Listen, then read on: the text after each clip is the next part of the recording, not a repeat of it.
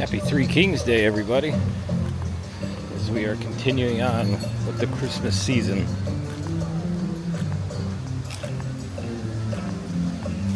If you're going to be at Walt Disney World for at least the next almost 2 weeks and you want to see the Christmas decorations, you're in luck. The one thing I do like about Disney World, they keep their Christmas decorations up well into January. Unfortunately, there's a lot of newer creators out there and live streamers and whatnot that this is their first time being in the Disney parks, and they all keep telling everybody that, oh yeah, your last chance to see Disney World with the Christmas decorations was New Year's. They're all going to come down the early morning of the 2nd. And I'm like, no, that's wrong information. Disney World leaves their Christmas decorations up pretty late. In fact, last year we had the collision of festivals at Epcot. It was the Festival of the Holiday Arts. I still had all the Christmas decorations up, and it was Festival of the Arts opening day. So I thought we would use one of my more favorite spots of the 4 Disney theme parks. That's here at Animal Kingdom, the Rivers of Light Amphitheater. I did a vlog from there a couple months ago. You might remember it. I titled it, "Can Moving to Orlando, Florida, the theme park capital of the world, can you do that and cure depression and anxiety and whatnot?" It was a good vlog. Go check it out if you haven't seen it yet.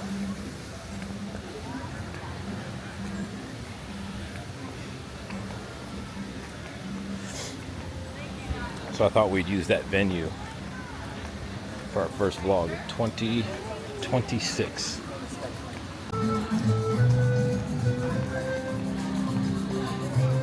And it's very nice to hear the Christmas music still on at the parks. The Animal Kingdom will keep the Christmas track on for a while. And so you may ask, hey Matt, why are the decorations up so late at Disney World? Well, it's always been a tradition throughout Walt Disney World that the Christmas decorations stay up through Marathon Weekend. And the later Marathon Weekend is, past the New Year, the longer we get to have the Christmas decorations up. And so the Marathon Weekend this year will be this coming week. It'll start Thursday and continue through Sunday the 11th. So like I said, if you're going to be here in this week or early next week, your chances of seeing the Christmas decorations are very high. You're definitely going to see them this week. And the Christmas season crowds are still continuing on. It is very busy here at Disney World. It's funny to watch some of these YouTubers and live streamers that cover Disney that, most of them have only been doing it since, post 2020. So they've never been in the parks before 2020. And they're all going, oh, it's insanely crowded. And I'm watching this going, guys, this is how it used to be. 2019 and before. Every year during the Christmas season, it's always insanely crowded, especially from December 28th through after Marathon Weekend at Disney World. It's always crowded. And as we're coming into Dinoland, finally hit vertical construction. That's the show building for the Encanto ride.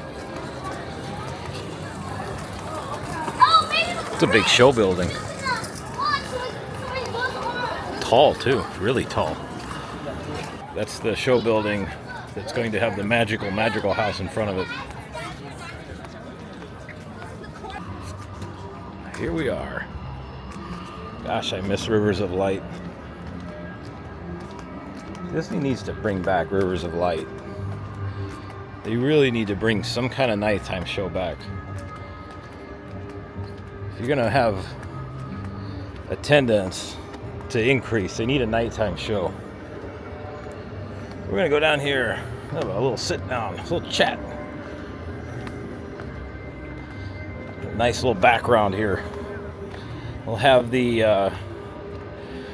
Asia Expedition Everest Nepal area to our back. What's happening? Fire Medic Adventures 17. It's Matt, that firefighter paramedic guy. Good to see you all once again. I know it's been a little bit, hadn't it? A couple weeks. So I put YouTube on the side for the last couple weeks during Christmas and enjoyed time with family, and outside of working, I just enjoyed the Christmas season, and the Christmas season is still ongoing. Today is January 5th. It's marathon week here at Walt Disney World, but also it is the eve of Three Kings Day, which is tomorrow. Or Three Kings Day is also known as Dia de los Reyes. I hope I'm pronouncing that correctly. I've learned a lot about Three Kings Day in more recent times. I've learned that it is a major holiday in Mexico. It's a big time for family, gathering, and I also learned about this really cool tradition that they have called the Rosca de Reyes. I think I'm pronouncing that right. I hope I am. Basically, it's in English called King's Cake, which is interesting because it's very similar to the New Orleans Mardi Gras tradition with the King Cake. It's wild. I've learned so much over the last couple weeks about Three Kings Day and how much of a major holiday it is. You know, really outside the United States, especially in Mexico. But this King Cake it's a ringed shaped bread with like candied fruits or frosting, sprinkles, all kinds of decorations. So inside this King's Cake, there is a little miniature baby Jesus doll, and then that Jesus doll signifies a party on Dia de la Candelaria, which is February 2nd. So apparently the person that finds the baby Jesus doll has to throw a huge party, and I believe they have tamales and all kinds of food items, and it's a big celebration. So it's celebrated on January the 6th, Three Kings Day, and then it continues on with another celebration on February 2nd. It's really cool. I really enjoy learning about all these different traditions that go on outside of what we do here in the United States. But it is also very interesting how some of these traditions mirror other things that we do. Like I said, the Mardi Gras King Cake, which is, celebrated, right at Mardi Gras, and it's this big gigantic ring cake with, frosting and yellow, green, and purple sprinkles on it, and similar situation where they hide a small little baby doll inside this king cake, and the story is whoever finds that is said to have good luck and good fortune throughout the year. It's pretty cool. Moving forward, I thought what we'd do, since I haven't seen you all in a while, we're going to sit down and just kind of have a little discussion about the new year. It's 2026. What can be expected with vlogs moving forward into this year, and what I'm going to do to entertain you all and grow the channel some more. So what I thought we'd do today is sit down in this beautiful amphitheater. It's one of my more favorite places to just sit and relax here at the Walt Disney World Resort. I do, though, wish Disney would get off their ass and bring a wonderful nighttime show back to this beautiful area instead of leaving it abandoned, which is insane to me. Animal Kingdom needs to be a full-day park, and Disney's not doing it because, hey, they're saving money, which is bullshit. People are spending $5, $10, $15,000+ to come here, which is astronomical. The least they can do is give these people a nighttime show here at Animal Kingdom. Let's talk about 2026, shall we? What can you expect? What are we going to do this year? Well, I can tell you, I learned a lot last year in 2025. I really did. I learned about what people like when they watch my vlogs, how to grow the channel, how we're going to do things a little differently. One thing I can tell you, and I did notice this with a lot of the comments on my stories videos, my stories from being a theme park paramedic, and then also even outside the theme parks. I got tons of stories I can tell you all from my adventures in fire rescue for the last almost 20 years, and even in the ER now. So there's no shortage of really, really amazing stories that I can tell you all, and judging by the comments, everybody really enjoyed that. And also too, it's going to be a nice little change of pace for the channel, and I think what we'll do is I'll do some from home where I have my little studio set up, but also we'll come out here, come to beautiful places like this, and I'll tell you some stories, some fire EMS stories, whether it be from the theme parks or out in, on the road, as I would say. I got lots and lots to share for you all. I think you'll like a lot. I think you'll like him a lot. And then another thing we're going to do to change things up for 2026 is we're going to go outside of the theme parks. You know, the one thing I've noticed, and I follow a lot of trends in the theme park space. You know, when you go doing YouTube and that in the theme parks, especially here around Orlando, especially Walt Disney World, you tend to follow trends. And I've noticed that when I do a theme park video, you know, my rope drop ridiculousness videos tend to do well, but they're not doing as well as I would think they would do, or they're maybe not doing as well as they would, say, 3, 4, 5 or more years ago. Everybody's doing everything Disney World now. There's so many new freaking Disney World theme park channels popping up. I mean, they are everywhere. All you gotta do is type in Walt Disney World vlog or live stream or anything in YouTube that has to do with Walt Disney World, and you're going to find hundreds, if not thousands, of videos. And a lot of these content creators, if you look at their channels and you can see the subscriber count and all that, a lot of them have 1,000 or less subscribers. And so everybody is trying to get into this space because, you know, they've seen channels like Paging Mr. Morrow, sadly to say the late Adam the Woo, which we'll have a vlog on him moving forward. I'm not going to do one yet because it's just not the right time. You know, I'm going to do something really cool for him. I was a big fan of his, but it's also a very difficult thing to talk about because there's a fine line to walk on this. You want to, you know, express how much of a neat creator he was and how influencing he was on people, but you also, you know, want to do it in a way that's respectful. And what I'm seeing now, sadly, is it looks like a lot of people are using his name as a way to grift for money on YouTube. So when I do my video for him, the one thing I will not do is I will not monetize that video. I don't think it's appropriate to monetize a video like that. You know, it's really sad what happened. I also have some things that I want to talk about, some concerns that I have about how things were handled on the day that he was found, you know, and had his friends not had that gut instinct inside to keep trying to either get in his house or look for him, that who knows how many days he would have been in there, you know. And I don't agree at all with the way the Osceola County Sheriffs handled that situation. That's a whole nother discussion, but we'll have a video on that probably in the next week or two, because I do have a lot to talk about with that. And then also another video to look for, you know, sadly there was a horrible, tragic fire in a nightclub over in a ski resort in Switzerland. And what really bothers me about that is it's very similar to the Station nightclub fire in Rhode Island many years ago. In fact, a lot of my fire department classes that I took when I started working to become a captain, and when I started working to become an engineer and a captain and all that, you got to start learning these incident command classes and how to manage a fire scene, especially one like that. A lot of the classes use the example of the Station nightclub fire, and how much of a chaotic scene that was. Sadly, this ski resort bar in Switzerland was basically very similar. It was very similar in the deaths and people trapped at the entrances.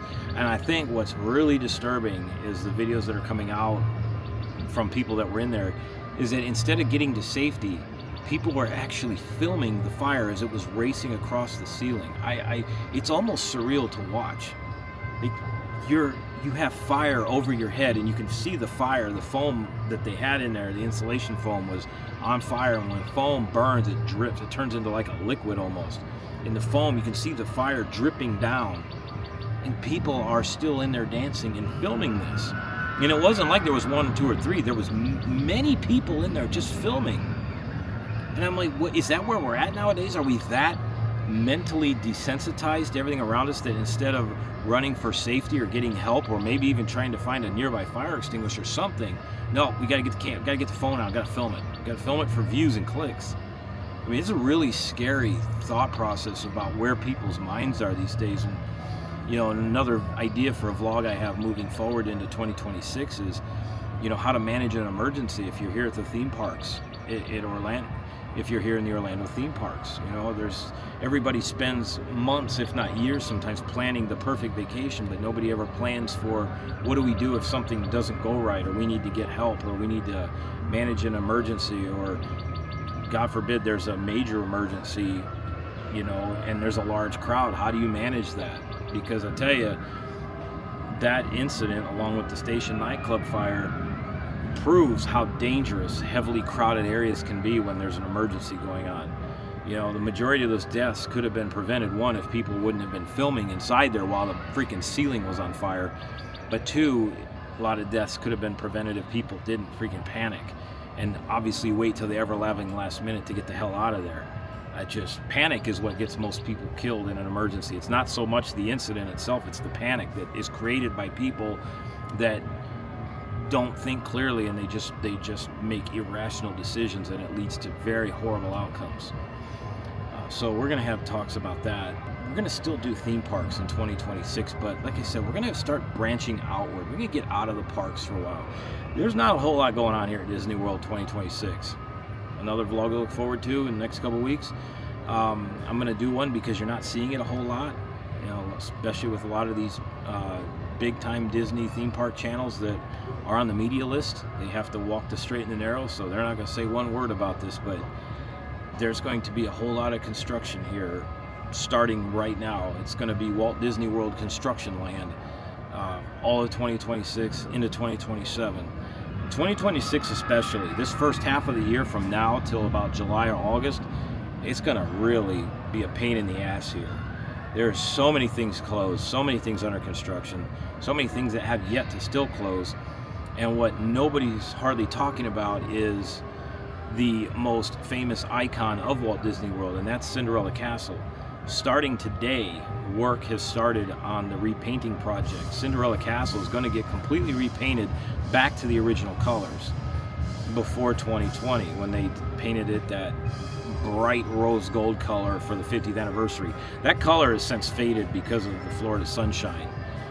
It used to be a whole lot more bolder than what it is now, but basically all the pink and the rose gold and the gold trimmings, all that's coming off, and the castle's going back to the blue and grayish and white design that it used to have. And what we're hoping for is that while they're doing that, that the powers that be have put forth the extra funding to put maybe brackets or permanent mounting up so they can bring some sort of Christmas lights back to the castle. Because I will tell you, projections just don't cut it. I'm sorry, I know there's people out there go, oh, the projections look beautiful. Well, the people that say that clearly never saw the castle with the dream lights on it, or the ice style of Christmas lights. That was incredible. You cannot do projections. I'm sorry, that is the cheap ass way out. And anybody who goes around going, oh, these are wonderful, never saw the castle before the projections, when it used to have actual Christmas lights on it. And what's odd to me is Disney World's Magic Kingdom is the most visited Disney park in the world globally, and yet we're the only ones that don't have any type of Christmas decorations on the castle. I mean, go figure. I mean, talk about getting lazy and just relying on people like, oh, it's Disney World, we're going to go anyway regardless of what they do. I'm getting really sick of that attitude as well. You know, oh, well, at least it's something. I hear that a lot. Like, you people have no idea what you're really missing. So stop with that attitude, and you know, maybe we'll get some really cool stuff back. But there is rumors that when they do repaint the castle, they're going to install brackets, special brackets, so they can put up the Christmas lights in the castle a lot easier than what it used to be. You know, also too, you know, people that come for their, you know, pictures with the Disney castle in the background, Cinderella's castle, it's going to be covered in all types of scrim and various paint colors. Now, Disney did say that they're going to lower the cranes at noon every day because there's going to be multiple cranes in the air to do this. Yeah, they're going to lower the cranes, but there's still going to be scrim up. There's going to be times where the castle is going to have probably 2 or 3 different paint colors. It's going to be a little bit before it's, you know, back to normal. And the moats around the castle are going to be completely drained out because that's where the cranes are going to get stored. So to sit there, they're playing it off like it's no big deal, but it's definitely going to impact people's picture with the Cinderella castle in the background. You know, you're going to have multiple Disney parks here, at least 3 of the 4 with various land closures. You know, just for a perfect example, here in another month, Dinoland USA here at Animal Kingdom is going to be completely unavailable. All of it's going to be under construction. Disney's Hollywood Studios, the Muppets Courtyard, and all the attractions that were over there. Well, there's only one, but Muppets Courtyard, Mama Melrose Restaurant, Muppet Vision 3D, all that closed. Rock and Roller Coaster in another 2 months from now, it's going to be closed. Magic Kingdom, my goodness, all of Rivers of America. Big Thunder Mountain Railroad was supposed to be opening roughly now. It looks like it's going to be late spring into summer now before we get Big Thunder Mountain Railroad back. You know, Carousel of Progress is going to close at some point in time. Buzz Lightyear Space Ranger Spin is still closed. It's going to open at some point, spring or summer. And then at Epcot, Frozen Ever After is going to be closing. I think it's later this month. It's going to be closed for like a month and a half. I always plan for longer when Disney makes these announcements because I have yet to see Disney open an attraction that they're going to do major refurbishments on, like where they're changing out the animatronics and whatnot. I have yet to see an attraction like that open up early. So they say a month and a half right now, but it could be longer. So during February, during President's Day weekend, which is one of the more popular weekends during the winter stretch of time, if you will, a lot of people will travel for that long weekend. And where do they come? Here to Walt Disney World. It's one of the busier weekends of the year. So you're going to have all these attractions and lands completely out of service, and then you're going to take Frozen Ever After, probably one of the more popular rides at Epcot, and you're going to have that closed too. It's going to be awesome. And I've been going onto some of these social media sites like Facebook and that, people are like, oh, we're coming to Disney World for the very first time in February for President's Day weekend. I'm like, please do your research. When I put down in the comments that Disney's going to have a lot of attractions and lands closed, these people are clueless. They had no idea. And somebody actually asked, well, what's going to be closed? And I sent them the whole list, and they're like, oh my gosh, because you're not going to see this on a Disney website. You're not going to see this at all. And a lot of people that are first timers that don't follow a lot of, the vloggers that really talk about this stuff, which there aren't many of them. Some of the bigger channels, like I said, they're on Disney's media list, so they don't dare speak words about this. And especially the first half of the year, like I said, it's going to be a rough go here. And with less attractions means higher wait times at other attractions that are open and a lot less availability with the Lightning Lane system. It's, like I said, folks, it's not going to be pretty. It really isn't. So if you're going to come here during that time, please do your research, please, because so much is closed now and going to be. And with that, with so much being closed here at Disney World, we're going to step outside of the theme parks too. We're going to go do other things. We're going to go visit the state parks, the springs. There's so much around Florida to see. And a lot of people I've seen in various vacation threads about coming down to Disney World, people are always asking, we're coming for 10, 12, 14 or more days. What is there to do outside of the Disney parks and the other theme parks? What can we go experience? So that's what I'm going to do. I'm going to go out there and show you all what you can experience if that's something you want to do, if you want to take a break from the parks and go do something completely different. Like I said, there's all kinds of state parks with natural springs that you can swim in and see amazing wildlife like the manatees and that. You have the Kennedy Space Center about an hour, 20 minutes away from here. We have all the beaches along both coasts. Just so much to do here. And other really cool attractions that are available outside of the theme parks. Some old school that are pretty neat. So we're going to go do all that this year. I'd like to do another cruise. And then, like I said, in 2026, we're going to do a lot more story time vlogs. Like I said, we'll do some at home with the studio, and then others will come out to beautiful places like this or somewhere else around theme parks, or find a nice quiet spot to sit and chat. And just, we're going to have a great year this year, folks. We really are. It's going to be fun. I've learned a lot from last year and the year before doing this. I'm learning what works, what doesn't work. Like I said, there's still going to be theme park content on my channel, but we're going to do it in a different way. We're going to do it in a way that, like I said, rope drop ridiculousness. People like that. We're going to highlight the lesser attractions. I feel like that's kind of more of my style anyway. I'm more of, let's go see what everybody isn't seeing. Or one of my favorite saying, when you go somewhere that's crowded, you got to be where the people aren't to manage your way around. And the other thing too is, there's a lot of really neat hotels around the area that you can stay at on your vacation. You don't always have to stay at Disney World. You don't always have to stay on property at Universal. There's a lot of really nice hotels. Like I highlighted, it was a year and a half ago when I stayed at the DoubleTree at SeaWorld. Whenever I do a hotel or even a resort vlog for you all to show you, where a nice hotel is, or resort, or where you can stay, or even if I travel and we're staying somewhere else around the United States, like let's say I go to Dollywood, you're not going to see me staying in these big fancy, $15,000 a night suites. I don't believe in that kind of stuff. I know a lot of these other, vlogging channels, they're all out there going, oh, we just stayed in a $15,000 a night suite, or we're in the most expensive room on property.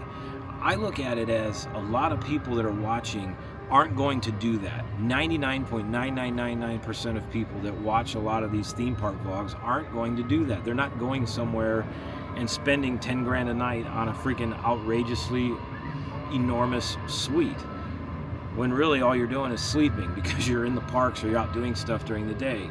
I tend to think of it as, let's keep it simple. Let's stay at a nice normal room that the majority of the people are going to stay at, and a lot of people are trying to keep things in a budget. And I know those do bring views when people stay at those type of rooms in these really fancy resorts. I know that brings views, but you can also read the comments where people are like, this is insane, I would never stay here, or I don't have the money to even think about staying in a place like this. So you got to really know your audience, because sadly a lot of these creators, they start out small and they start out staying in these neat little hotels, and as they build and they get more and more money, they forget where they come from, and they start staying in all these suites and all these private, big ass expensive places. And even on the cruise ships, they start booking these presidential suites and whatnot that cost more than a lot of people will make in a month or even a year, and they get so out of touch with their fan base. And then you wonder why people start getting angry and the views start going down. It's because you're losing touch with your base. I'm just here to keep it real. If you've ever seen Tin Cup, I'm like the Roy McAvoy of theme park and adventure vlogging. I'm the guy that if I go to a fancy golf tournament like the US Open, if I, let's say, one year qualify and am able to play in the US Open, I'm going to be eating at Waffle House. I promise you, I love Waffle House. Like his girlfriend said, she goes, I got a whole lot of extra money from a bet that they won. Let's go to someplace fancy and celebrate. Roy McAvoy's like, what's wrong with the Waffle House? He goes, this is my place and these are my people. That's kind of how I feel. We're doing things on the basic, the fun level. We don't have to go spend 20 grand to prove a point. And honestly, too, what a lot of these creators need to understand, because some of them that upload these outlandish hotel and cruise videos and whatnot, they can't understand why people are commenting so negatively. Well, when the economy was, booming and people had more money than sense over the last few years, because it was just being handed out left and right, people really didn't care. They're like, oh, that's fun. People are spending money like it was going out of style. Well, now that things are kind of tightening down and there's a lot of layoffs happening, and a lot of people don't have the same amount of money that they did 3 and 4 years ago, people are getting a little scared too, and they watch these vloggers where that's their only job is to travel and get paid for it. It kind of ignites a little bit of jealousy, a little bit of anger, and when you start bragging about you're spending X amount of dollars to stay in a presidential suite, it doesn't sit well with your viewers. You gotta remember who's watching your videos. And like I said, so for me, I'm like the Roy McAvoy of theme park and adventure vlogging. We're always going to keep it simple. We're going to eat at the Waffle House. We'll go have our Italian at an Olive Garden. And so overall, we're just going to have a fun 2026. It's just going to be enjoyable. I'm going to try to upload a little bit more than I did last year. I know there were times when I did a lot and then it'd kind of drop off and do a lot and then drop off. It does get a little difficult, like I said, with working, in the emergency room. At the time last year, I was doing 2 full-time jobs. This year, I've gone down to just 1. But because one of the big reasons is there's so much extra overtime available at where I work now that it just makes more sense to pour all the efforts into 1 versus having to split everything up among 2. But I can tell you, I do miss working at SeaWorld, and I will be back there, definitely. I love working as a medic in the theme parks. I really, really enjoy it. It is a lot of fun. But right now, just with as busy as we are in the ER and everything, it just makes more sense to focus all my energy over there, and I'll have a little bit more time to do vlogs and everything for you all. And don't worry, I haven't forgotten either. I still owe you all a celebratory video of me doing indoor skydiving and then combining that with my real skydiving video that I have and comparing the two. I haven't forgotten about it. It's just with the Thanksgiving season that came up real fast and then going almost from that right into Christmas, it's been crazy busy here ever since, and trying to get a time to do the indoor skydiving on one of my days off has been next to impossible. So hopefully after Marathon Week here in the next couple of weekends, we get past Martin Luther King Jr. Day as well. That's another very busy weekend here. Once we get outside of that and things start to settle down and exhale a little bit between that and then President's Day weekend, I can come out, we can do our indoor skydiving vlog, and we can have some fun with it. Because I haven't forgotten, I have it written down. You know, I promised that, and we're going to do it. So that's it. Just a little sit down, a little chit chat. Hope y'all are doing well. Hope you've had a great Christmas. Hope you've had a fantastic New Year's celebration. And for all of you that will be celebrating the Feast of the Three Kings Day tomorrow, today would be Three Kings Day Eve. We got a lot of Eves during this time of year. We got, let's see, Christmas Eve, Christmas Eve. Then we got Christmas Day. They got New Year's Eve.